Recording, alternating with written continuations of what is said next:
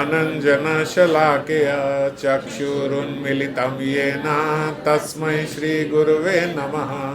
श्रीगौरङ्गा नित्यानन्द श्री अद्वैतचन्द्र गदाधर श्रीवासादि गौरभक्तवृन्दा वाञ्छाकल्पतरुभ्यश्च कृपा सिन्धुभ्येव च पतितानां पावनेभ्यो वैष्णवेभ्यो नमो नमः। हरे कृष्णा कृष्णा कृष्णा हरे हरे, हरे राम राम राम हरे हरे।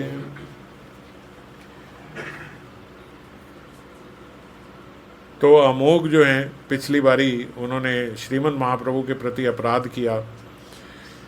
सार्वभौम भट्टाचार्य और उनकी पत्नी ने सोचा कि इससे तो हमारी बेटी जो है वो विधवा ही हो जाती तो अच्छा था, क्योंकि उन्होंने बहुत पेनफुल है कि साक्षात हरि मान गए हमारे घर भिक्षा लेने को, हमारे घर प्रसाद पाने को, हमारे घर आने के लिए, और साक्षात प्रभु आए और पहले दिन ही, अभी तो उन्होंने देखो महीना भर बोला था, 5 दिन प्रभु माने थे, और on the onset first day बिल्कुल पहले दिन ही प्रभु आए। कितनी बड़ी बात है। जैसे हमारे घर बाबा आए, गुरु आए, भगवान आए, अगर हमारे घर प्रसाद पा रहे हैं, हम कल्पना ही नहीं कर पा सकते भगवान तक की। तो इसलिए मैं बोल रहा हूँ, मतलब हमारे गुरु आए हमारे घर में और कोई हमारे में से ही उनका अपमान कर दे, कितना पेनफुल है ये कि हमने अपने घर कैसे बुलाया, कितनी रिक्वेस्ट करके कैसे बुलाया, और हमारे ही परिवार का एक व्यक्ति उनके बारे में गलत बोल के चला गया। तो इसीलिए उन्हें बहुत दुख हुआ और रात भर वो ये सोचते रहे कि मैं आत्महत्या कर लूँ, मैं मर जाऊँ, कैसे इससे मैं इस पाप से पार पा पाऊँगा, मैं उसको मार दूँ, मैं मर जाऊँ, इस प्रकार की बातें सोच रहे हैं। और सुबह उन्हें पता लगा कि उसको सुबह ही बिल्कुल बस आज अपराध किया है शाम को, और अगले दिन सुबह उसे इतना हैजा हो गया कि एकदम मरण आसन हो गया। वैद्य को दिखाया, सबने कहा कि इनके प्राण बचना अब मुश्किल है। गोपीनाथ आचार्य गेला प्रभु दर्शने, प्रभु तारे पूछिला भट्टाचार्य विवरणे। गोपीनाथ आचार्य जो है वो श्रीमद् महाप्रभु के निवास पे गए, उनके पास प्रभु के दर्शन करने के लिए, और जैसे ही दर्शन करने आए तो सबसे पहले प्रभु तार पूछिले भट्टाचार्य विवरणे। वो सबसे पहले पूछ रहे कि भट्टाचार्य का क्या हाल है, सार्वभौम का क्या हाल है, क्योंकि भगवान जानते हैं, श्रीमद् महाप्रभु जानते हैं कि ये कल जो है बहुत उदास हो गए थे। हालांकि महाप्रभु ने उन्हें कहा कि इस बात से मुझे कोई फ़र्क नहीं पड़ता, उसने तो सत्य ही बोला है, एक व्यक्ति का भोजन थोड़ी था, वो 5-7 व्यक्तियों का भोजन था ही, तो उसने तो ठीक ही बोला है, ऐसा प्रभु ने बोल रहे थे। फिर भी जैसे मैंने बोला कि कौन इस बात को डाइजेस्ट कर पाएगा, तो सार्वभौम भट्टाचार्य जो है उनका हालचाल श्रीमद् महाप्रभु पूछ रहे, वो जान रहे हैं कि वो इस समय सही अवस्था में नहीं होंगे। आचार्य कहे, गोपीनाथ आचार्य कहे, उपवास कैला दुई जन विशुचिक व्याधिते अमोघ चाड़ीचा दीवन। उन्होंने बोला कि वो दोनों जो हैं वो तो उपवास कर रहे हैं, उन दोनों ने कल से, जब से आप वहाँ से आए हैं, उन दोनों ने कुछ खाया पिया नहीं है, और विशुचिक व्याधिते अमोघ छाड़ीचे दीवन, और अमोघ को एक ऐसा बीमारी हो गई, ऐसा हैजा हो गया कि वो अपना जीवन त्यागने वाला है, उसका जीवन खत्म होने वाला है। जैसे ही श्रीमद् महाप्रभु ने ये बात सुनी, जैसे ही सुनी, वो तुरंत तेजी से भागे और अमोघ के घर पे पहुंच गए, और अमोघ के घर जाके अमोघ के वक्ष पे श्रीमद् महाप्रभु ने अपना हाथ रख दिया। महाप्रभु बोले, सहज निर्मल एई ब्राह्मण हृदय, कृष्णेर वासिते एई योग्य स्थान है। अरे ये तो एक ब्राह्मण का हृदय है, भगवान के वास करने के लिए सबसे उच्च स्थान है ये तो, कृष्ण के वास करने के लिए इससे योग्य स्थान क्या होगा। उसके वक्ष पे हाथ रख के, अमोघ के वक्ष पे हाथ रख के श्रीमद् महाप्रभु बोल रहे हैं, मात्सर्य चंडाल के यहाँ वासिले, तुमने कहाँ यहाँ अपने हृदय में मात्सर्य को वास दे दिया, इतनी ईर्ष्या क्यों ले आया अमोघ अपने हृदय में। ये हृदय तो उपयुक्त था, एक ब्राह्मण का हृदय है, ये हृदय उपयुक्त था भगवान के रहने के लिए, आपने कहाँ अपने हृदय में मात्सर्य को वास दे दिया। परम पवित्र स्थान अपवित्र कैले, इतना पवित्र स्थान को आपने इतना अपवित्र कर लिया। सार्वभौम संगे तुम्हार कलुष हैला शय, कलमश घुचिले जीव कृष्ण नाम ले। अब उसको वो बोल रहे हैं कि देखो सार्वभौम के संग के कारण, सार्वभौम संगे तुम्हार कलुष है शय, आज से तुम्हारे ये जो कलमश, जो कलुष, जो गंदगी तुम्हारे हृदय में है, आज से ये खत्म। क्यों खत्म कर रहे हैं? क्योंकि सार्वभौम के साथ तुम्हारा रिश्ता है। सार्वभौम संगे तुम्हार कलुष हैला शय, कलमश घुचिले, ये सारा कलमश खत्म, जीव कृष्ण नाम ले। अब चलो उठो और कृष्ण नाम लो। अब अमोघ को बोल रहे चलो उठो कृष्ण नाम लो। कैसे अमोघ कृष्ण नाम लेगा इतना अपराधी व्यक्ति? क्योंकि महाप्रभु ने उसके वक्ष पे हाथ रख के उसके सारे अपराध खत्म कर दिए। उठाए अमोघ तुम्ही लो कृष्ण नाम, अचिरे तुम्हार कृपा करीबे भगवान। अरे भगवान तुम पे बहुत कृपा करेंगे, कृष्ण तुम पे बहुत कृपा करेंगे। अमोघ उठो और कृष्ण नाम लो।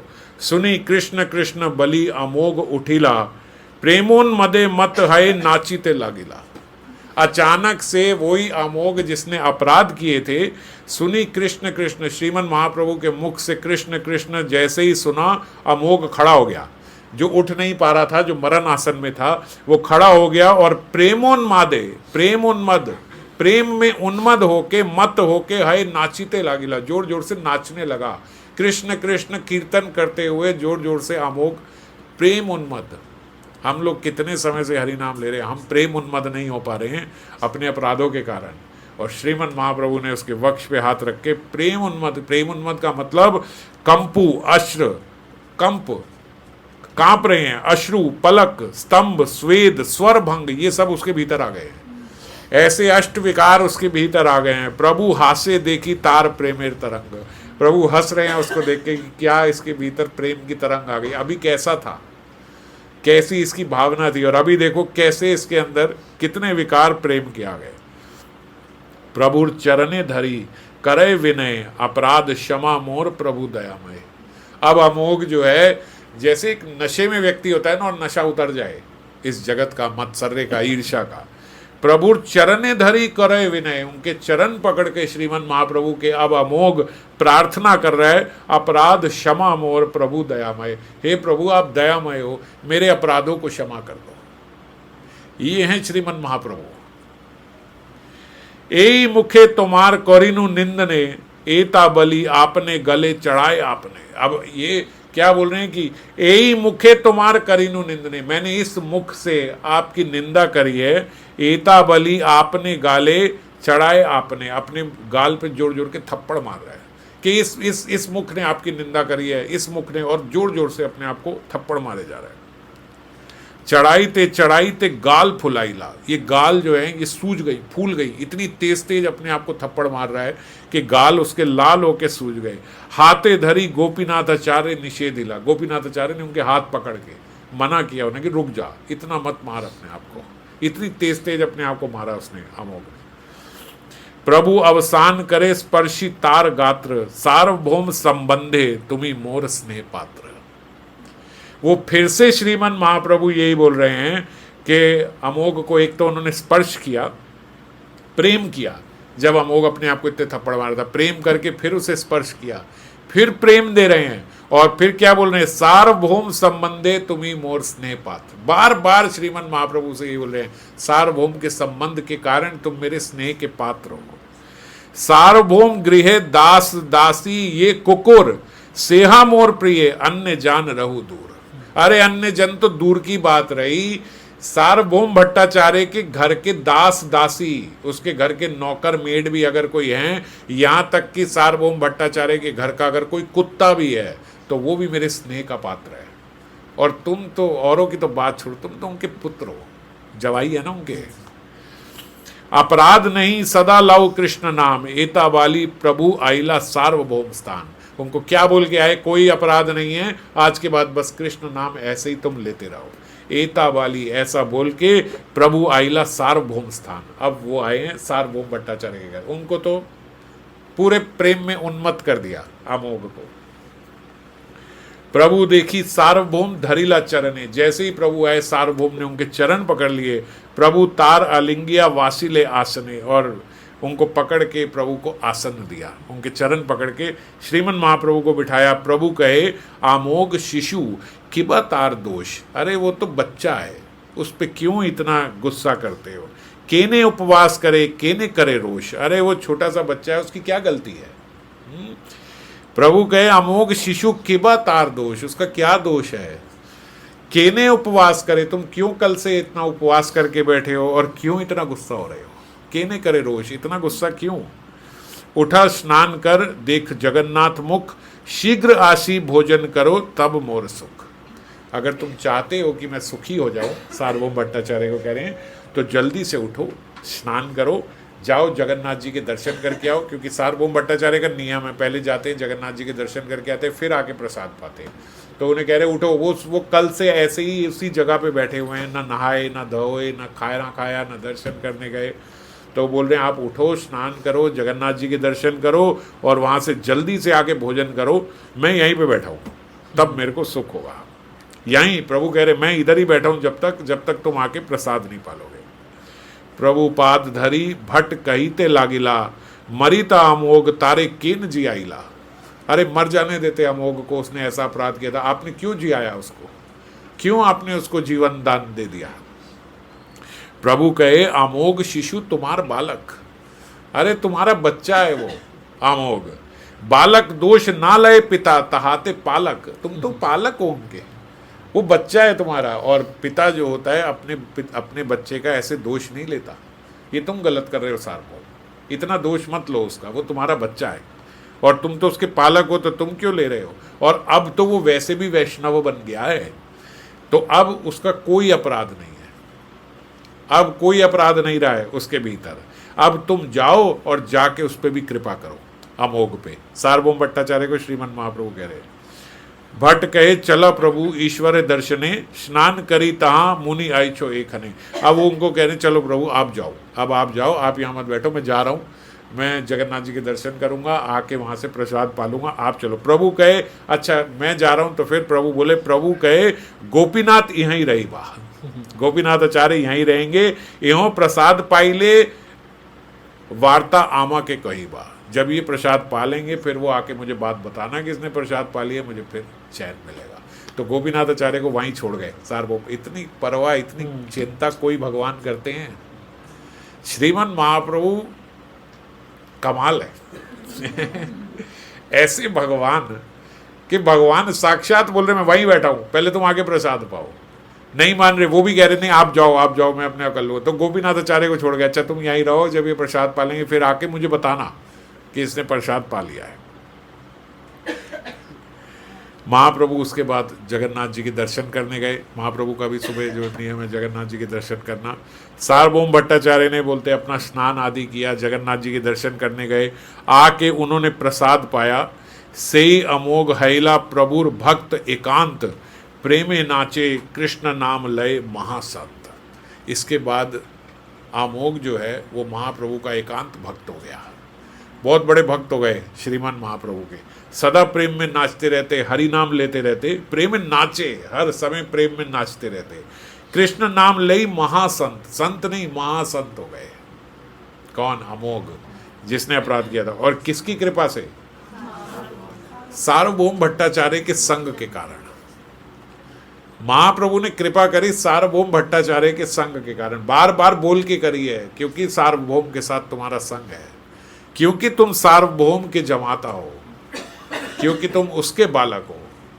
और क्या बोले, उसके दास दासी, कुत्ता भी होगा ना, वो भी मेरे प्रेम का स्नेह का पात्र है, तुम तो फिर उनके बच्चे हो। ऐसा कह के श्रीमन महाप्रभु ने उन पर कृपा करी। जगाई मदाई जैसा ही।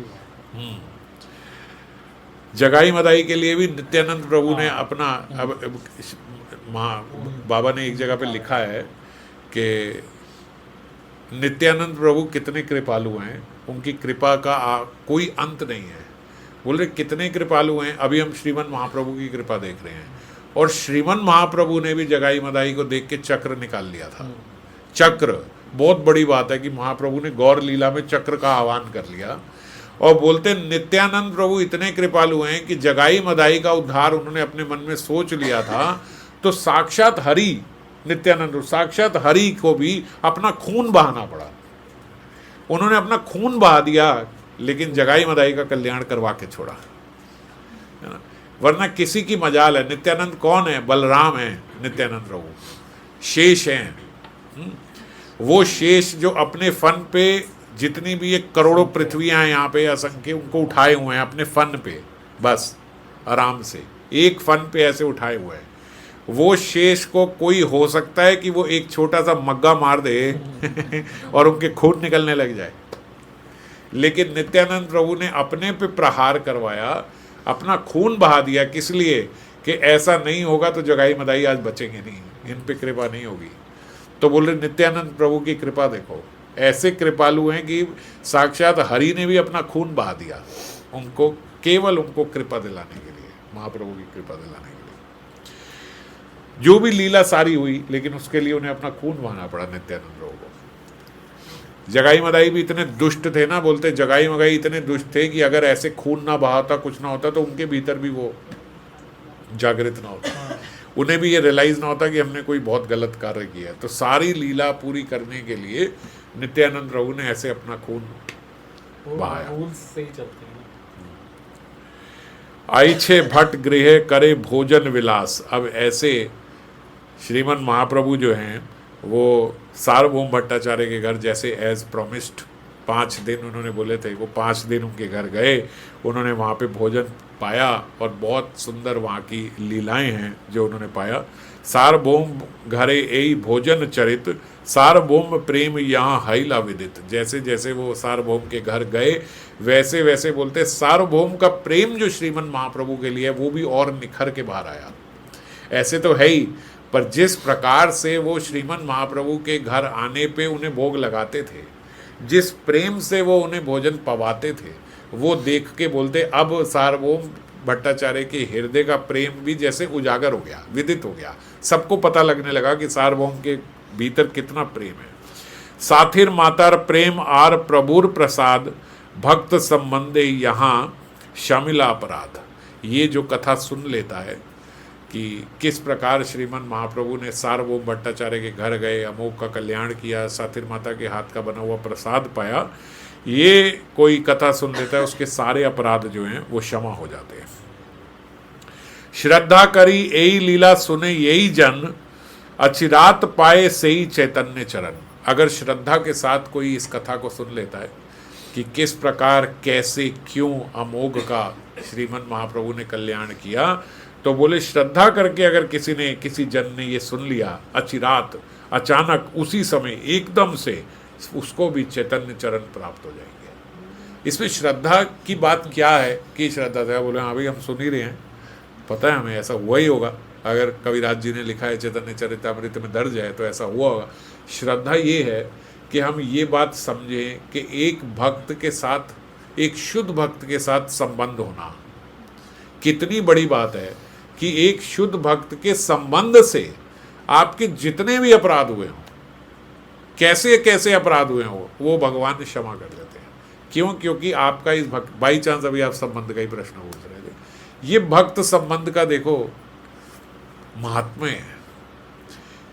शुद्ध भक्त के साथ, हमारे जैसों के साथ नहीं, शुद्ध भक्त के साथ। अगर शुद्ध भक्त के साथ आपका संबंध है तो वो आपको अपना संबंधी माने या नहीं माने, सार्वभौम भट्टाचार्य कह रहे थे मर जाने देते अमोघ को, क्यों बचाया उसे, लेकिन फिर भी क्योंकि उनका संबंध तो उनके साथ है, तो महाप्रभु उन पे कृपा करेंगे ही करेंगे, वो नहीं छोड़ सकते। क्यों? वो कह रहे वो तो कुत्ते को भी मैं उस पर कृपा करूंगा जो मेरे भक्त का है। और जो शिवानंद सेन के साथ कुत्ते वाली बात बताई थी ना, जो उनके साथ गया था, तो कुत्ते का भी उद्धार हो गया था। क्यों? क्योंकि शिवानंद सेन ने उन पर कृपा कर दी थी, उन्होंने उनको साथ साथ रख लिया था, बोट में बिठा के अपने साथ ले आए थे बस। क्योंकि कुत्ते को भी साथ ले आए तो महाप्रभु ने उन्हें वो नारियल का वो खिलाया और उसको अपने परम धाम में बेच दिया पहले ही। तो श्रद्धा करी यही लीला सुने यही जन। तो ये श्रद्धा करके, इस बात पे श्रद्धा करके अगर कोई जन ये कथा को सुनता है, अचिरात पाए से ही चैतन्य चरण, तुरंत उसको चैतन्य चरण प्राप्त हो जाएंगे। महाप्रभु जो है, देखो भगवान हर जगह यही बात बोलते हैं, अहम भक्त पराधीनो, अहम भक्त पराधीनो है अस्वतंत्र इवद जा। ये मैं अस्वतंत्र हूँ। हम सोचते हैं भगवान स्वतंत्र है, अभी आगे कथा में आएगा, यहाँ गौर लीला में भी देखना भगवान कितने अस्वतंत्र हैं। महाप्रभु अपनी इच्छा से भी कुछ नहीं कर पा रहे हैं, इतने अस्वतंत्र हैं। और किसके? अहम भक्त पराधीनो, भक्त के पराधीन है। हय अस्वतंत्र एवं द्विजा साधु भीर ग्रस्त हृदयो भक्तेर भक्त जनप्रिया। और किसके प्रिय हैं? भक्तों के जो भक्त हैं, भक्तेर भक्त जनप्रिया, उन जनों के वो प्रिय हैं जो भक्तों के भी भक्त हैं। साधु भीर ग्रस्त हृदय, साधुओं से ग्रस्त है उनका हृदय, आसक्ति है साधुओं से, श्रीमन महाप्रभु को, साक्षात हरि को, भगवान का कोई भी रूप हो, वो बोलते साधुओं से उनकी ऐसी आसक्ति है कि उनके पराधीन हुए रहते हैं, उनके सामने उनकी स्वतंत्रता नहीं चलती, प्रेम से, आसक्ति से ऐसे जुड़े हुए हैं। कपिल भगवान ने बोला इस जगत में जो आसक्ति है वो खराब है। प्रसंगम अजरम पाशम, ये हमने कई बार सुना। प्रसंगम अजरम पाशम आत्मना कव्यो विदु, ये जो बड़े बड़े लोग हैं, महात्मा हैं, जन हैं, वो ये कहते हैं कि ये आसक्ति जो है ये अजर पाश है। अजर पाश मतलब ऐसा बांध लिया, आप मर जाओगे, आपका शरीर जल जाएगा पर आसक्ति नहीं जाएगी, वो वहीं रहेगी। वो अगला कहीं आप जन्म ले लो, वो आसक्ति साथ वैसे ही जाएगी, ऐसी आसक्ति है। अभी एक सुना रही थी कि वो गए हैं प्रेमानंद जी के पास, वो दो बच्चे एकदम आपस में जुड़े हुए हैं, वो कह रहे हैं कि हम क्यों ऐसे हो गए, ये खुशी बता रही थी। तो उनको उन्होंने बताया कि आपकी बहुत आसक्ति रही होगी मरते समय, तो अगला जन्म आपको ऐसा मिल गया। इसीलिए क्या बोल रहे, प्रसंगम अजरम पाशम। अभी इसीलिए मैं ये बात बोल रहा हूं, आप जल जाओगे, शरीर जल जाएगा मगर आसक्ति नहीं चलेगी, वो वहीं रहेगी, वो अगले जन्म में रूप लेके आएगी। श्रीमद् भागवतम में लिखा है पुरुष की आसक्ति स्त्री से होती है, मरने के बाद वो अगले जन्म में स्त्री बन जाता है, फिर वो स्त्री आसक्ति पुरुष से करती है, फिर अगले जन्म में पुरुष बन जाता है। लिंग बदल जाते हैं, देह हो सकता है मनुष्य का ना मिले, कुत्ते का मिल जाए, कर्मों के हिसाब से है वो, समझ गए। अब पुरुष है, उसने बहुत आसक्ति करी स्त्रियों से, लेकिन जो बहुत आसक्ति करेगा स्त्रियों से, उसके चांसेस यही हैं कि कर्म ऐसे तो नहीं होंगे कि दोबारा मनुष्य मिले, तो अगले जन्म में कुतिया बन गया, स्त्रीलिंग लेकिन कुत्ते का देह। फिर आसक्ति हो गई कुत्ते से, अब क्योंकि स्त्री है तो नेचुरली इंक्लिनेशन पुरुष के प्रति है, तो अगले जन्म में देह मिल गया बिल्ले का, चूहे का, और फिर वो चूहिया से। तो ये चले जा रहा है बस।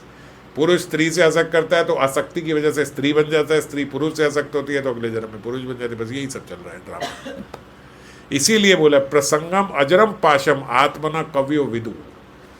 बड़े बड़े महात्माओं ने ये बात बताई है। स एव साधुषो कृतो, लेकिन यही आसक्ति अगर साधु से हो गई, स एव, यही सेम आसक्ति अगर आपकी किसी साधु से हो गई, मोक्ष द्वारम अपावृतम, तो आपके मोक्ष के द्वार खुल जाएंगे।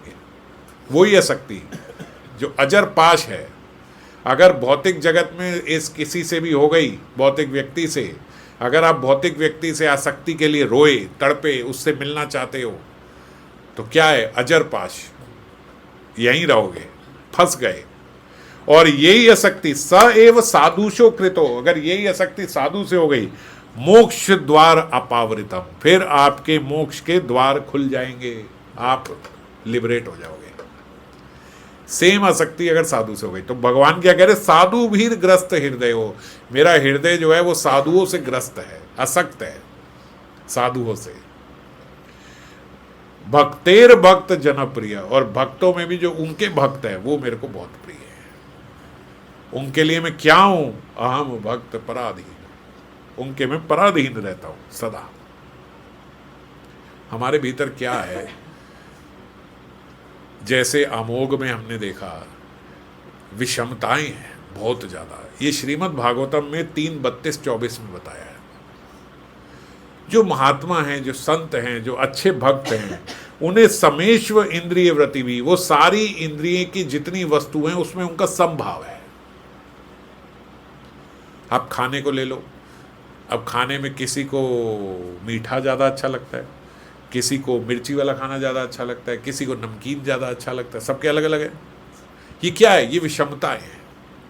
छोटे से बता रहा हूँ, है तो बहुत बड़ी बड़ी हमारे भीतर, ये मैं विषमता बता रहा हूँ। ये क्या होती है? क्योंकि इसमें लिखा ना विग्रहणाति वैषम्यम, ये विषमता जो हमारे भीतर है ये नहीं जाती, इसके कारण हम लोग जो हैं सफर कर रहे हैं। वही प्रसाद श्रीमन महाप्रभु एक सन्यासी के रूप में बैठ के खा रहे हैं तो अमोघ निंदा कर रहा है। इतना ही प्रसाद अपना बच्चा बैठ के खा रहा होगा तो निंदा नहीं करेंगे। खा खा बेटा, थोड़ा और खा, अच्छे से खा, तो कम खाता है। अपना बच्चा गोलगप्पा बन जाए तब भी माँ कहती है तू दुबला हो रहा है, कमजोर हो रहा है, देख तेरा कैसे शटक लटक गई है। दूसरे का बच्चा आके अगर एक रोटी फालतू खा जाए, कितना खाते हैं ये लोग। ये विषमताएं हैं। हो सकता है आप लोग इतने खराब ना हो, मैं उदाहरण सिर्फ इसलिए दे रहा हूं कि हम समझे कि ये हमारे भीतर है ना। हम अपने को और दूसरे में भेद देखते हैं ना। हमारी वस्तु है तो सब सही है, दूसरे की है तो सही भी खराब है, पत्नी को छोड़ के। तो इसीलिए ये विषमताएं जो है, इन विषमताओं के कारण जीव सफर कर रहा है। इसीलिए आप देखो कि घर घर में विग्रह हैं। मैं अभी कथा पढ़ रहा था लाला बाबू की, उसमें लाला बाबू ने अपने वृंदावन में मंदिर बनाया और कृष्णचंद्र हैं, एग्जैक्ट नाम नहीं पता, शायद कृष्णचंद्र हैं, क्या उनका नाम है, कृष्णचंद्र शायद था। तो उसमें उन्होंने कहा कि देखो कि भैया ये जो साक्षात विग्रह हैं ये हरि हैं कि नहीं है। तो उन्होंने बिल्कुल सर्दी में वरना ऐसे अगर ठंडे होते हैं एकदम हरि, तो बोले अगर ये साक्षात हरि हैं तो फिर जैसे बॉडी टेम्परेचर होता है ऐसे गर्म होना चाहिए। तो उन्होंने मक्खन लेके पुजारी जी को बोला ये मक्खन इनके माथे पे लगा दो। पुजारी जी ने बोला कैसी अजीब सी बात कर रहे हो, बोले तुम लगाओ। अब लाला बाबू के विग्रह है, उन्हीं का मंदिर है, पुजारी जी ने कहा ठीक है, उन्हें मक्खन लेके उनके उस पर लगाया। और हैरानी की बात है कि बोलते बिल्कुल सर्दियों का मौसम था और मक्खन पिघलने लगा उनके माथे से।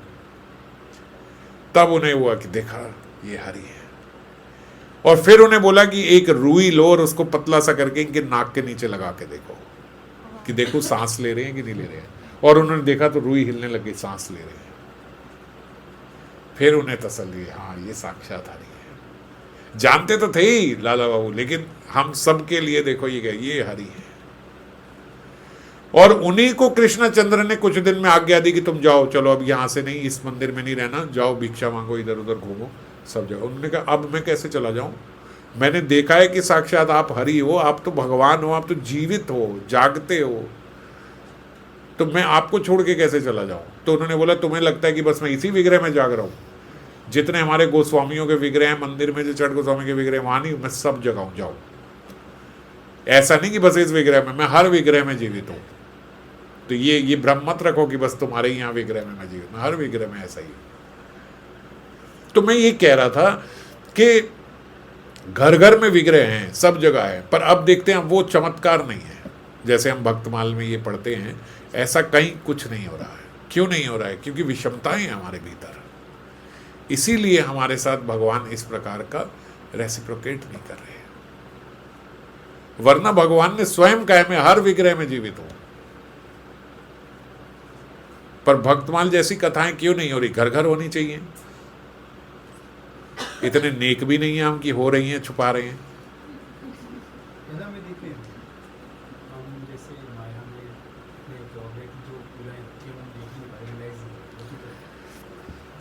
भगवान तो हैं, मैं यही कह रहा हूं, भगवान तो हैं। हो रही है या नहीं हो रही, ये मेरी रियलाइजेशन है, मेरी अनुभूति है। इसी को बोलते हैं हो रही है या नहीं हो रही है। जहां भगवान है वहां लीला हो रही है।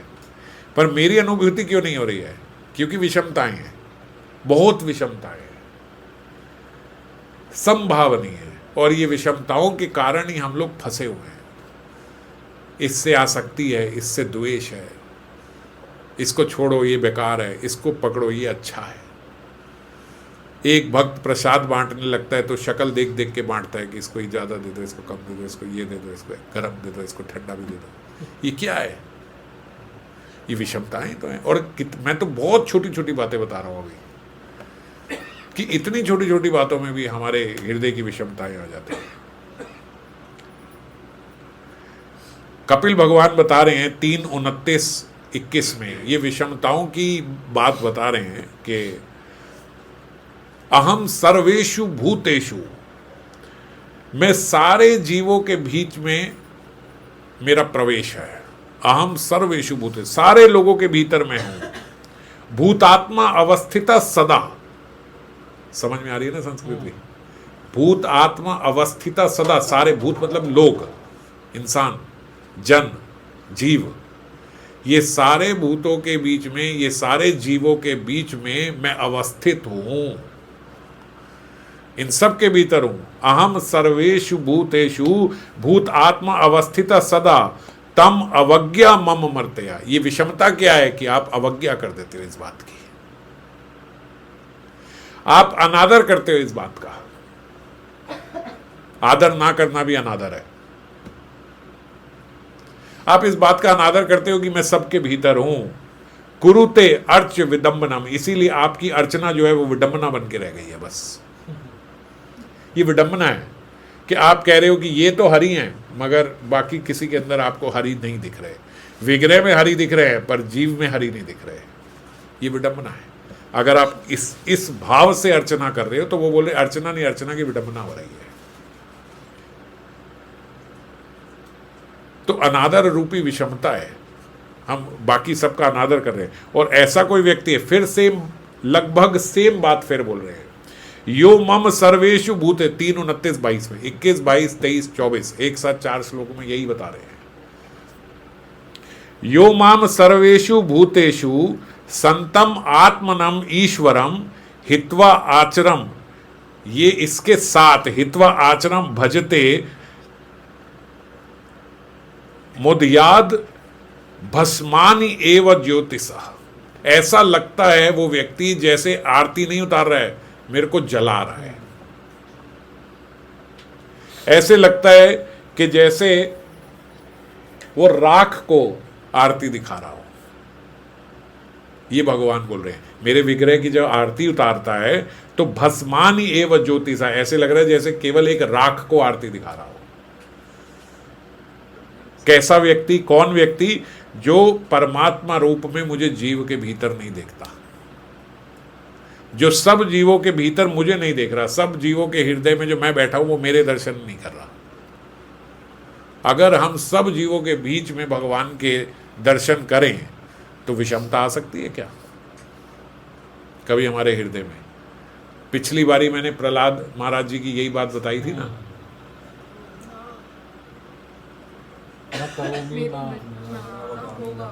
न वदामि न करोमि न इच्छामि, ना मैं ऐसा किसी के बारे में सोचता हूं, न वदामि न करोमि, न मैं करता हूं न मैं बोलता हूं। क्यों? क्योंकि हेतु ही नहीं है इस पाप का मेरे भीतर। मैं किसी को अलग समझता ही नहीं, मैं सबके भीतर परमात्मा देखता हूं। इसीलिए बार बार बोला, पिताजी आप मुझे तंग कर ही नहीं सकते। आप इस बात से तंग हो रहे हो कि मैं तंग हो नहीं रहा हूं, मगर मैं दुखी हो ही नहीं सकता क्योंकि मेरे अंदर वो एलिमेंट ही नहीं है जिससे जीव दुखी होता है। वो ये विषमता है, ये उपेक्षा जो हम करते हैं, ये द्वेष जो हम ये करते हैं, द्वेषता परा कय माम, ये द्वेष जो जीव करता है, मानिनो भिन्न दर्शिना भूतेषु बद वैरस्य ना मना शांतिम अर्चति। ना मना शांतिम श्रीमद् भागवतम के शब्द हैं। आपके मन में कभी शांति नहीं आ सकती द्वेषता परा, अगर आपने किसी और व्यक्ति के प्रति द्वेष रखा हुआ है तो। द्वेषता परा, अगर किसी परा मतलब किसी और व्यक्ति के अंदर आपके हृदय में द्वेष है तो क्या नहीं हो सकता? ना मना शांतिम, आपका मन शांत नहीं रहेगा। 90% लोगों की ये समस्या है कि मन शांत नहीं है। क्यों मन शांत नहीं है? क्योंकि आपके हृदय में द्वेष है। 3:29-23 आप सब भी पढ़ना जाके। क्योंकि हम द्वेष करते हैं, ये विषमता हमारे भीतर है, इसलिए हमारे मन में शांति नहीं रहती है।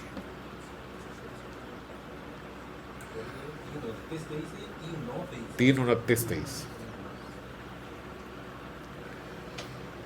और फिर हम अपमान भी करते हैं, ये भी हमारे भीतर विषमताओं के कारण होता है। 3:29-24 क्रियाए उत्पन्न अनाघे ना एव तुष्य अर्चितो अर्च्यम। अगर हम अपमान करते हैं और फिर हम जो भी अर्चना कर रहे हैं और जिसकी भी कर रहे हैं, भूता ग्राम अवमानिना, अगर हम किसी यहाँ पे तो अर्चना कर रहे हैं, भगवान की तो सेवा कर रहे हैं, भगवान की आरती उतार रहे हैं, भोग लगा रहे हैं, लेकिन किसी और व्यक्ति का अपमान कर देते हैं, बाहर जाके किसी जीव की बेइज्जती कर देते हैं, तो वो बोल रहे हैं अगर आपने ऐसा किया तो ऐसा करने से ना भगवान प्रसन्न होते हैं, ना आपकी अर्चना का कोई फल मिलता है। वो बोल रहे हैं मैं प्रसन्न ही नहीं होता, ना ऐसी अर्चना से जिनकी आप अर्चना कर रहे हो वो प्रसन्न ही नहीं होते।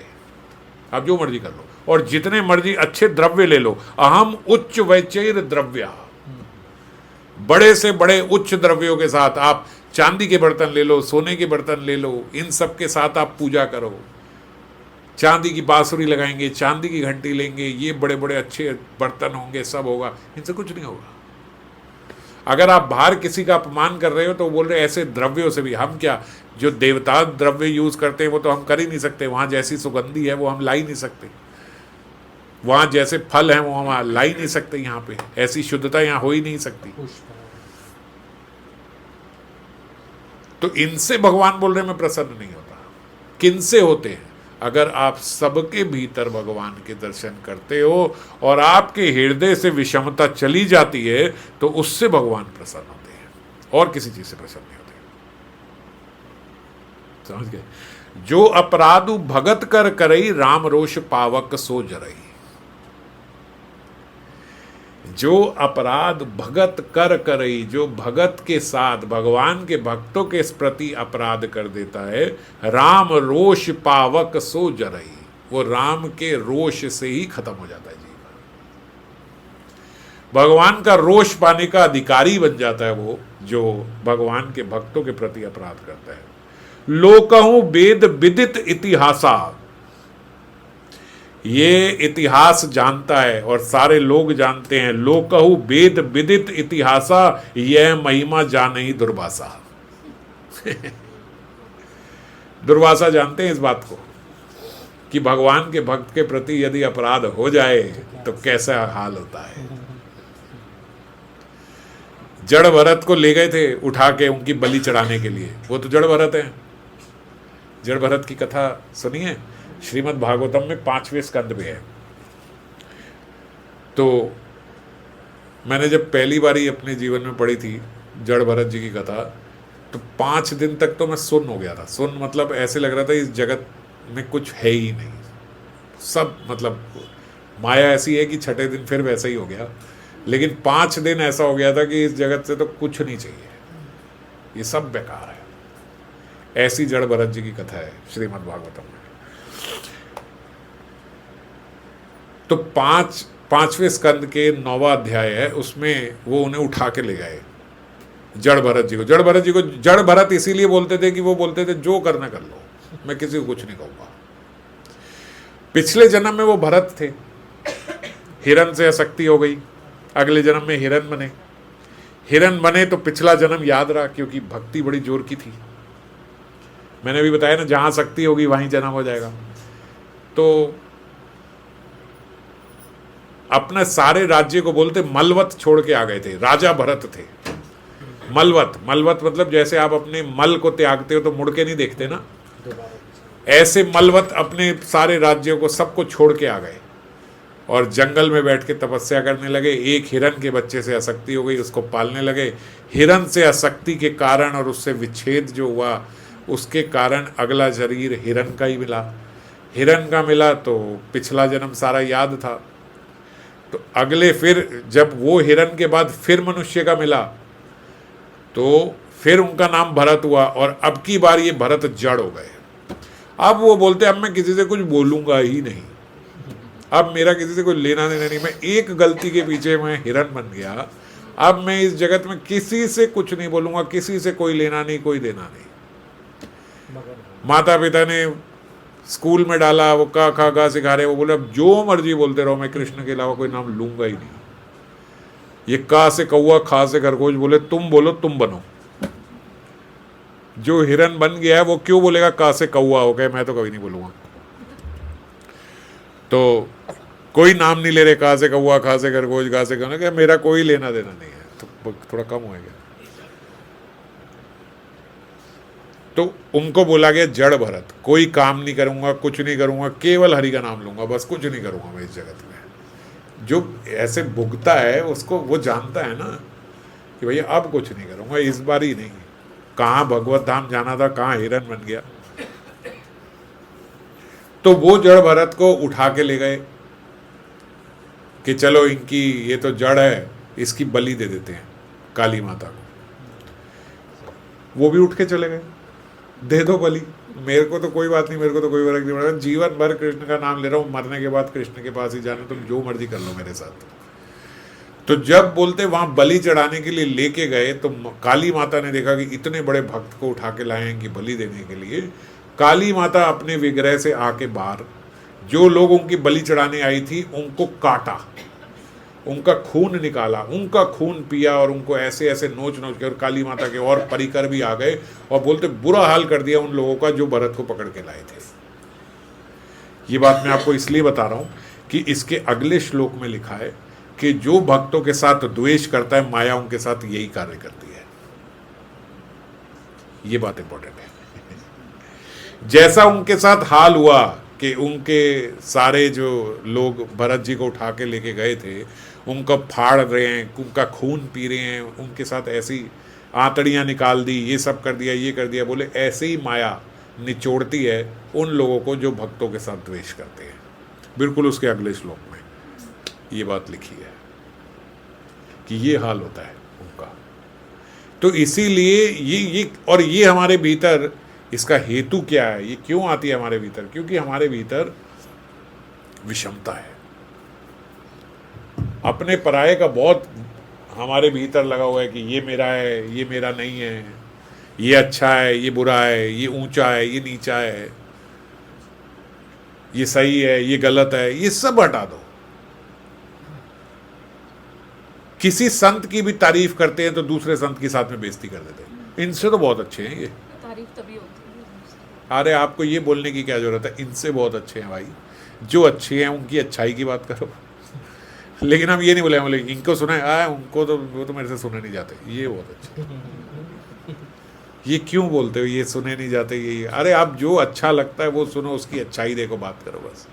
सबके भीतर परमात्मा है। जितने संत महात्मा हैं, किसी को कोई भाषा समझ में आती है, किसी को कोई भाषा समझ में आती है, इसलिए भगवान अलग अलग संत रूपों में आए हैं, इसीलिए अलग अलग शाखाएं बनाई हैं, इसीलिए अलग अलग धर्म बनाए हैं। सबके भिन्न भिन्न प्रकार के लोग हैं, भिन्न भिन्न प्रकार के टेस्ट हैं, भिन्न भिन्न प्रकार का स्वभाव है, उन सब के हिसाब से अलग अलग बने हैं भगवान। सबको वहाँ लेके जाना है, समझ रहे हो? जिस बच्चे के 100 में से 40 आते हैं उनको टीचर अलग ढंग से समझाती है, जिनके 90 आते हैं उनको अलग ढंग से समझाया जाता है। 40 वाले को आप वो शिक्षा नहीं दे सकते जो 90-95 वाले को दे रहे हो। वो 7 घंटे पढ़ाई करता है, उसको बोलेंगे 1 घंटा और पढ़ा, 8 कर ले, और जो खेल कूद तेरा चल रहा है वो भी छोड़ दे। 40 वाले को कहेंगे कितना खेलता है, बोले 8 घंटे खेलता हूँ, बोले 4 घंटे खेल, 4 घंटे पढ़ाई कर। पर 90 वाले को नहीं बोलेंगे 4 घंटे खेल। ऐसे ही धर्म बने हैं। किसी को बोल दिया गया ठीक है आप इतना खा लो, आप इतना कर लो, पर इतने में भजन करो। अब वैष्णव बन जाओ, बोले कुछ नहीं खाना। कोई ये सब नहीं, कुछ नहीं, ऊंच नीच कुछ नहीं, सिर्फ भजन। ये सब खाने में से ध्यान हटा दो। भला ना खाई वो भला ना पारी वो, महाप्रभु की वैष्णवों के लिए ये इंस्ट्रक्शन है। भला ना खाई वो भला ना पारी वो, ना भले कपड़े पहनने की ज़रूरत है, ना ज़्यादा मॉडर्न इधर उधर जाने की वस्त्रों की ज़रूरत है, ना आपको अच्छा खाने की ज़रूरत है। आराम से नॉर्मल सादा खाना खाओ, भजन करो। मांस खाने वाले को ये शिक्षा नहीं दी जा सकती। उसको बोलेंगे सब कुछ कर, देखो क्या मनाही है, होटल में जा खाना खा सब कर, पर वेजिटेरियन खा। उसको बस इतना ही बोलेंगे। प्याज लहसुन से भी कोई बात नहीं, कुछ नहीं होता, पर कम से कम किसी को काट के ना खा। उसको ऐसी शिक्षा दी जाएगी। तो इसीलिए भिन्न भिन्न स्वभाव के लोगों के साथ भिन्न भिन्न धर्म बने हैं, किसी की निंदा नहीं है। तुम इतना क्यों बोलते हो, ये तो धर्म ही गलत है, ये तो ये अलाउड कर देता है, अरे वो गलत नहीं है, वो उन लोगों के लिए जो 40 नंबर वाले हैं, वो वहां से उनको उठा के यहीं लाएंगे। धीरे धीरे धीरे धीरे सिखाया जाएगा। छोटी क्लास में बच्चा जाता है, उसको टॉफी देती है मैडम, चॉकलेट देती है, उसको बोलती है चल पेन पेंसिल ले, जो मर्जी कर, तू पेंसिल पकड़ना सीख। ये बड़े बच्चों के साथ नहीं हो सकता है ना। तो इसीलिए कोई ये हमारे भीतर जो विषमताएं, इनको हटा दो। कोई जीव को आप देखते हो ये भजन नहीं कर रहा, ये नहीं, अरे आपको क्या पता है कि वो कहाँ था और कहाँ से कहाँ आया है। शायद आज वो जितना कर रहा है वो इतना भी लायक नहीं था, लेकिन बड़े मुश्किल से प्रयास से वो आया। तो कोई जहां पे भी है उसकी वहां वैसी रिस्पेक्ट होनी चाहिए। हमारे साथ कोई गलत कर रहा है, तो अगर मेरा प्रारब्ध ना होता, मेरा कर्म ना होता खराब, तो ये मेरे साथ गलत कर ही नहीं सकता था। अब भरत जी को क्या वो मार पाए? जड़ भरत तो उठ के चले गए थे ना, दे दो बलि, तो क्या चढ़ गई बलि? काली माता विग्रह में से निकल के बाहर आ गई, और जो उनके भक्त थे, भाई विधि है बलि चढ़ाई जाती है, पर अपने ही भक्तों को काट के मार के फेंक दिया कि तुम वैष्णव को लेके आ गए हो।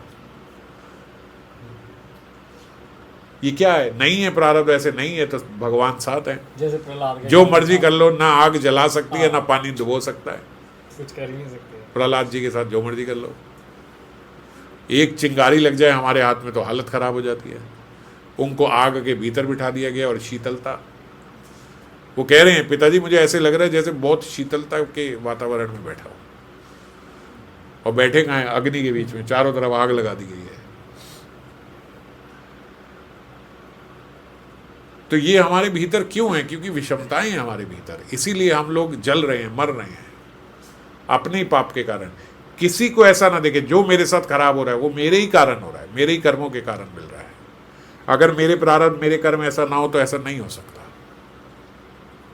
नाम नाम नाम, हर वक्त श्रीमद् महाप्रभु ने सबको यही उपदेश दिया है, कृष्ण नाम बलि, कृष्ण नाम बलि। इसको भी यही बोला, अमोघ को भी नाम लेते रहो, सब ठीक हो जाएगा। इंस्टेंट हमें क्यों नहीं मिल रहा है नाम से? क्योंकि हमारे प्रारब्ध बहुत खराब रहे हैं, हमारे कर्म अनंत जन्मों के खराब है। लेते रहो लेते रहो लेते रहो, इसी से ठीक होगा। कोई बहुत खराब बर्तन हो जाए, बहुत काला हो जाए, जल जाए, तो बहुत ज़्यादा देर रगड़ना पड़ता है, पहली बारी में साफ नहीं हो जाता वो। तो ये क्या कर रहा है? नाम चित्त को मार्जिन कर रहा है। वो किंग की कथा पढ़ रहे थे, गोविंद दास, क्या नाम था उनका? गौरांग दास जी की कथा पढ़ रहे थे। उसमें गौरांग दास जी कथा ले रहे थे कि नाम जो है वो नामी से भी ऊपर है। नाम नामी से ऊपर, समझ गए कि साक्षात हरि से भी ऊंचा उनका नाम है। और वो गौरांग दास कोई, मैं आपको पहले बता दूं कि गौरांग दास की कथा की क्या वैल्यू है। गौरांग दास कथा लेते थे तो बोलते ब्रज में बैठ के जहाँ लेते थे ना, वहाँ के वृक्ष भी सुनते थे, और उनकी कथा लेने के बाद वृक्ष उनसे प्रश्न पूछते थे गौरांग दास से कि आपने कथा में ये बोला, ऐसा ऐसा बोला, बहुत अच्छा लगा। और कई कई घंटों उनके वृक्षों के साथ वो लिपट के बैठे रहते, बात करते रहते गौरांग दास, एक एक वृक्ष से, सिर्फ एक वृक्ष से नहीं, एक एक वृक्ष से। और बोलते जब वो वहाँ कथा नहीं लेते तो वहाँ के वृक्ष मुरझा जाते, और उनको स्वप्न में आते कि आप हमारे यहाँ बैठ के कथा लो, हमें सुननी है आगे। और ये पता है कब की बात है? 1950s की, अभी की। तो ये मत सोचना कि वो वृक्ष वही वृक्ष होंगे अभी भी। 1950s की बात है ये। वृक्ष उनके स्वप्न में आके कहते यहाँ लो, और जाते तो वृक्ष मुरझाए हुए खिल जाते फिर वो उनकी कथा सुन के। ऐसे गौरांग दास कथा ले रहे हैं और कथा में कह रहे हैं कि नाम जो है वो नामी से भी ऊपर है। और जैसे ही उन्होंने उच्च स्वर में ये बात बोली, एक बोलते कौवा मरा हुआ आके उनके आगे गिर गया। अब गौरांग दास ने सोचा कि वैसे तो मैं कभी नाम का प्रयोग नहीं करता इन सब चीज़ों के लिए, पर आज शायद नाम की इज्जत पे बनाई है। मैंने अभी बोला कि नाम जो है नामी से ऊपर है, और ये एक हादसे से, जैसे किसी तार से या उससे करंट से कौवा नीचे आके गिर गया, तो सब लोग देखने लगे, भाई आप कह रहे थे कि नाम नामी से ऊंचा है। तो गौरांग दास ने बोलते जोर जोर के नाम उच्चारण किया और वो कौवा ठीक होके उड़ने लग गया वापस, मरा हुआ कौवा। वापस उसमें प्राण आ गए और वो उड़ने लगा। और उन्होंने बोला कि ये देखो, ये नाम का प्रभाव है। पर ये नाम का प्रभाव उनके भीतर से बहुत जल्दी आता है जिनके भीतर विषमता नहीं है। उनका शिष्य मरण आसन हो रहा है, जैसे अमोघ के छाती पे हाथ रखा ना साक्षात महाप्रभु ने, ऐसे गौरांगदास उनका शिष्य जो है वो जाने वाले थे। और वो अपने घर बैठ, ऐसे कैसे मर जाएगा, अभी कैसे मर जाएगा, राधा रानी को सौंपना है मैंने उसे। बोलते अपने एक एक शिष्य को राधा रानी के पास पहुंचाते थे। बोलते मेरा शिष्य ऐसे कैसे चला जाएगा कि जब तक राधा रानी उसे लेने नहीं आएगी। वहां गए, उसके छाती पे हाथ रखा और सारा उसका रोग खत्म हो गया, जीवित हो गया। बोले अभी भजन कर, अभी उतना भजन हुआ नहीं कि तू राधा रानी के पास जाए। और अपने प्रत्येक शिष्य को बोलते किशोरी जी के हाथों में। और क्योंकि उनके कई शिष्य जब गए तो उन्होंने बोला कि अब वो देखो श्याम सुंदर और किशोरी जी आ गए मेरे को लेने के लिए, उनके शिष्य। ये 1940s 50s की बात है, ये मत सोचना बहुत पहले की बात है। तो वो बताते थे कि यहाँ के सारे वृक्ष जो हैं ब्रज के, ये सब कल्प तरु हैं, हम लोग देख नहीं पा रहे हैं। ये कल्प वृक्ष हैं सारे। कल्प वृक्ष मतलब एक एक वृक्ष के नीचे बैठ के आप जो बात बोलोगे वो आपको वो देंगे। एक एक वृक्ष में इतनी शक्ति है ब्रज के। और दूसरी बड़ी बात कि वो ये बोलते थे कि नाम जो है वो नामी से भी ऊंचा है, इसीलिए नाम को हल्के में मत लो, बहुत श्रद्धा के साथ नाम लो। आप जितनी श्रद्धा रखोगे नाम उतना पावरफुल आपके मुख से हो जाएगा। समझ गए? जैसे भगवान है, विग्रह रूप में है, जितनी हमारी श्रद्धा होगी उसी प्रकार से हमारी अनुभूति होगी। ऐसे ही नाम भी है, जितनी श्रद्धा से लिया जाएगा उतनी श्रद्धा से नाम हमारे साथ रेसिप्रोकेट करेंगे नाम प्रभु। क्यों नहीं करते? क्योंकि हमारे भीतर श्रद्धा नहीं है, हम जानते ही नहीं। हम सुन लेते हैं नाम नामी से ऊपर है, नाम नामी से ऊपर है, लेकिन अभी भी हम कहें कि साक्षात हरि सामने आ जाए तो वो हरि है ना। अब ऐसे थोड़ी कि मैं मेरे मुख से नाम निकल रहा था ये हरि है, ऐसे तो मैं दिन में रोज लेता हूँ, सुबह शाम लेता हूँ, क्या हो जाता है? तो क्योंकि ये हमारी भाव है ना, श्रद्धा नहीं है, हम कहते क्या हो जाता है, मैं तो लेता रहता हूँ, तो कुछ नहीं होगा, क्योंकि मैंने ये बोला है कि क्या हो जाता है, इससे तो कुछ नहीं होगा। नाम में अगर मेरी श्रद्धा आ जाए कि ये नामी से ऊंचा है, और ऐसे संतों को देख के तो आती है ना श्रद्धा, वो उन्हीं की लाइनेज के हैं, बड़े बाबा के शिष्य हैं, जो राधा रमण बाबा है समाजवाड़ी में, समाजवाड़ी में जो, हाँ राधा रमण बाबा जो है, हाँ उनके शिष्य के शिष्य हैं। हाँ, और वो राधा रमण बाबा ने तो कितने लोगों को जीवित किया है, ऐसे वृक्ष नाचते थे उनके वहां, तो वो अभी भी दर्शन है नवद्वीप में। नहीं, उस वृक्ष के दर्शन है, वो जो वृक्ष ऐसे लिपटा हुआ है वो वृक्ष, वही तो नृत्य कर करके ऐसे हो गया है। कुत्तों लंगर लगता था, कुत्ते बैठ के खाते थे। ये भी जो गौरांग दास बाबा हैं, ये भी बहुत बहुत मरण आसन हो गए थे, तो इनको भी वहीं उनके राधा रमण जी के सामने लिटा दिया था, बिल्कुल जाने वाले थे। तो जो इनके एक रामदास जी थे, रामदास जी ने इनको लिटाया गौरांग दास जी के, उनके राधा रमण जी के विग्रह के सामने, जो नवद्वीप में हम दर्शन करते हैं बड़े बाबा के विग्रह समाजवाड़ी में, उनके विग्रह के आगे लिटाया और बोलते अब आपकी ये जो है ना, ये बस कहानियों में ही रह जाएगा कि आप मरे हुए को जीवित कर देते हो, ये सत्य में तो कोई देख नहीं पाएगा, ये तो बस कहानी बन के रह जाएगी, क्योंकि ये देखो ये तो आपके सामने जा रहे हैं आप ही के शिष्य। और बोलते उसी समय से वो ठीक होना शुरू हो गया और 5-7 दिन में ठीक हो गए एकदम, उनके विग्रह के आगे राधा रमण जी के, राधा रमण दास जी जो है, जो बड़े बाबा बोलते हैं उन्हें, तो ऐसे सब अभी हो रहा है, ये अभी की बात है, ये हो रहा है। पर हम क्यों इससे बिल्कुल अलग है? क्योंकि हमारे भीतर बहुत विषमताएं हैं, और यही विषमताएं नाम में भी हैं। अरे वो करते हैं तो हो जाता है, हमारे करने से थोड़े ना हो रहा है। उनमें थी बात, हमारे में थोड़ी ये बात है। ये करेगा तो होगा, मेरे से ये सब, ये विषमताएं हैं, ये हटानी होगी। नाम सबके लिए वही नाम है। अब किसने कितनी श्रद्धा डाली है उसमें, उसने उसके साथ अनुभूति होगी। ऐसा कोई रोग नहीं है जो नाम से ना जा सके, पर हमारी उतनी श्रद्धा नहीं है उसमें, समझ गए? तो इसीलिए नाम का उच्चारण जो है वो पूर्ण श्रद्धा के साथ हम करें।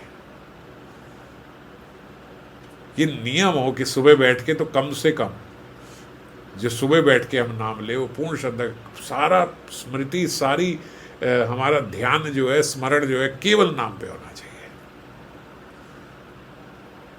और भगवान से प्रार्थना करें कि हमारे भीतर से विषमताएं हटे, मैं सबके भीतर आपकी उपस्थिति देख सकूं,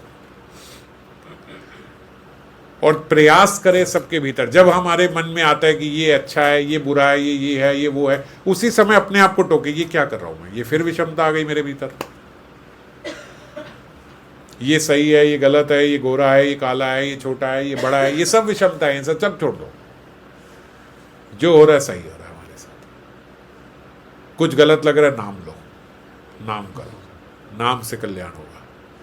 कोई गलत पर कर पा रहा है, इसलिए कर पा रहा है क्योंकि मैं गलत हूं, मेरे पाप है, मेरे अपराध है, इसीलिए मेरे साथ ऐसा हो रहा है। तो क्या इसका क्या इलाज है? नाम, केवल नाम इसका इलाज है। इस प्रकार का अगर हमारा जीवन हो जाए, अगर ऐसे हमारे भीतर से विषमता चली जाए, और ऐसे हम समभाव हो जाए, और ऐसी नाम में हमारी श्रद्धा बढ़ने लगे, तो फिर उसके बाद कोई स्टॉपेज नहीं है। फिर ऐसा नहीं हो सकता कि आप में से कोई भगवत धाम ना जाए, ये संभव ही नहीं है। ये छोटे छोटे प्रयास करने होंगे कि हमारे भीतर किसी के प्रति अभाव ना हो, विषमता ना हो, जो मिल रहा है ठीक है, प्रसाद में जो मिल रहा है सही है, ये अच्छा है, ये बुरा है, अरे थोड़े समय के लिए छोड़ के देखो, बहुत आनंद मिलेगा, बहुत आनंद मिलेगा। वो आनंद आपकी वेट कर रहा है, आप ले नहीं रहे हो, बहुत आनंद आपकी वेट कर रहा है। और हम छोटे छोटे रसगुल्लों में और इसमें और उसमें फंसे हुए हैं, ये खा लूँ, ये ले लूँ, ये वो ले लूँ। अब जब हम प्रसाद में ये बुद्धि डालते हैं कि ये नमकीन वाला देता हूँ, ये पनीर का पकौड़ा देता हूँ, जब हम ये डालते हैं तो ये कहते ही पता है क्या हो जाता है, वो प्रसाद की दिव्यता खत्म हो जाती है, वो द्रव्य रह जाता है पनीर का पकौड़ा। तो अब आप समझे मैं क्यों कह रहा हूँ कि बहुत बड़ा आनंद छोड़ देते हैं हम। वो दिव्यता जो मेरे भीतर आनी थी कि ठाकुर जी का प्रसाद, जो मिल जाए सही है। प्रसाद जब आप ऐसे करते हो तब तो उपेक्षा नहीं रखते ना कि मेरे हथेली में क्या रखेगा ये। कहीं बड़े मंदिर में जाएं, कुछ जाएं, तो जो भी मिल जाए हम उसको ले लेते हैं कि ये मिल जाए, तब तो नहीं होती ना उपेक्षा कि ये नमकीन वाला आना चाहिए, मिर्ची वाली आनी चाहिए। इस प्रकार से अगर प्रसाद पाएं घर में, तो प्रसाद बुद्धि अगर होगी तो वो दिव्यता प्रसाद की हमारे भीतर आएगी, और वो हमारा मार्जिन करेगी धीरे धीरे धीरे जब हमारे भीतर जाएगी। पर प्रसाद को भी हम द्रव्य बना देते हैं जब हम ये कहते हैं कि इसमें नमक कम है, इसमें नमक डाल के ले आओ, इसमें चीनी और डाल दो, ये कर दो, वो कर दो। ये तो कितने पुराने से हम लोग चलते आ रहे हैं कि भैया जैसा भोग लगा वैसे ही खाएंगे। ये क्यों चल रहा है? ताकि उसकी दिव्यता खत्म ना हो। और कोई अपराध नहीं है भैया, आप भोग लगाने के बाद बाकी में नमक डाल के खा लो, कोई बात नहीं, पर दिव्यता खत्म हो जाएगी, केवल द्रव्य रह जाएगा वो, क्योंकि आपने उसमें नमक, नमकीन, मीठा ये सब देख लिया। तो ये सब नहीं देखेंगे तो दिव्यता आएगी, समझ गए? तो इससे थोड़ा हम अपने आप को ना शिफ्ट करें। जब अमोघ जी की कथा आती है तो थोड़ा एक सीख मिलती है कि क्या करें कि भगवान की कृपा हमें भी ऐसी प्राप्त हो जाए। जो इसमें लिखा है ना, श्रद्धा से जो व्यक्ति सुनता है, यही श्रद्धा है। श्रद्धा से जो भगवान के प्रसाद पाने की लीला को सुन रहा है, भैया आराम से सोचो इसमें क्या श्रद्धा रखूं। मैं तो नहीं कह रहा कि नहीं पाया होगा, श्रद्धा है ही मेरी। ये बात इन्होंने लिखी है ना कि साथिर माता के यहाँ जो प्रसाद पाया श्रीमन महाप्रभु ने, इस बात को कोई श्रद्धा से सुन ले उसका कल्याण हो जाए। अरे इस बात को क्या श्रद्धा से सुनूं, मैं तो मान रहा हूँ पाया होगा। इसमें ऐसी क्या बात है कि मैं कहूँ नहीं मेरी श्रद्धा नहीं है, नहीं पाया होगा।